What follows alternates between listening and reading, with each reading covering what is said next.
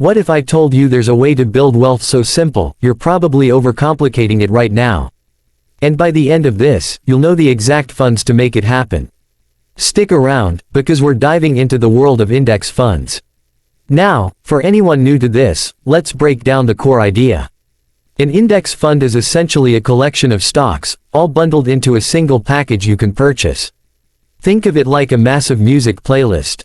Instead of buying every single song individually, which would be crazy expensive, you just get the entire, top hits, playlist. You get a little piece of every major artist for one low price. That's the power of diversification.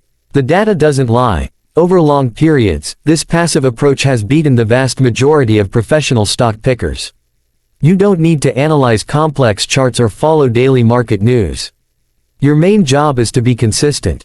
But here's the critical part most people miss: not all of these funds are created equal. Picking the right one can add thousands to your returns over time. The variety is honestly staggering. You can find bundles for just about anything. There are funds for giant US companies, the entire global market, specific sectors like technology or healthcare, and even for bonds. Whatever your strategy, there's likely a fund for it. Alright, let's get into the main event. I've narrowed down the top 5 options you should consider right now.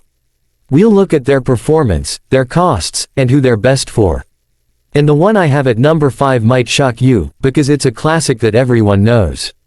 Kicking off our list at number 5 is the Vanguard S&P 500 Fund.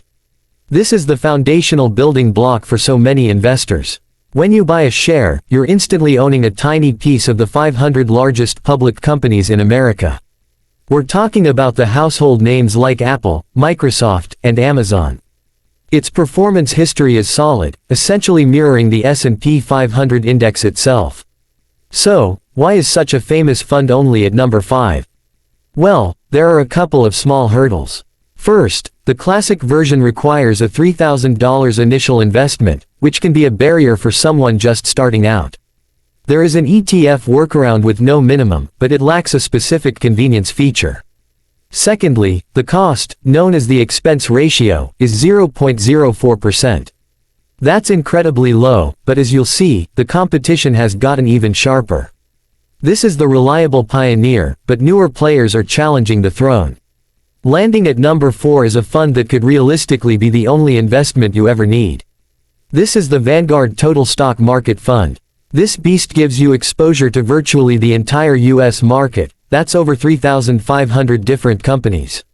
You're not just getting the giants, you're also getting small and mid-sized firms with huge growth potential.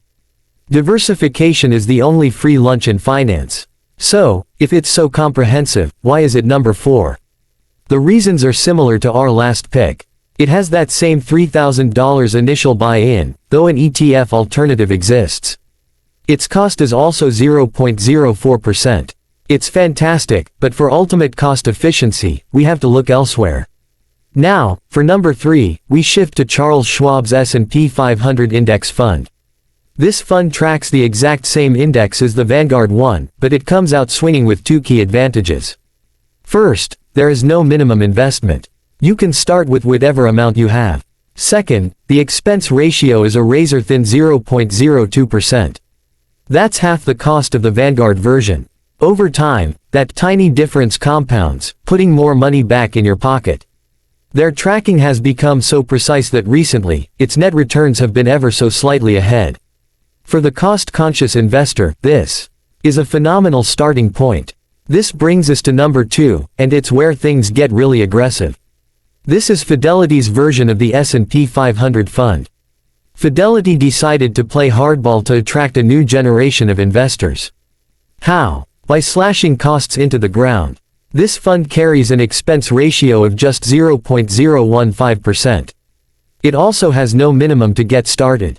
Their strategy is clear: they'll absorb the management costs to get you on their platform, betting you'll stay for the long haul. When you're talking about building a large portfolio, those saved fractions of a percent translate into real, significant money over decades. And now, for my top pick, the index fund that changed the game entirely. The number 1 spot goes to the Fidelity Total Market Fund. This is the ultimate all-in-one package for the US market. Here's why it's number 1. it combines the total diversification of the entire market with an unbeatable price.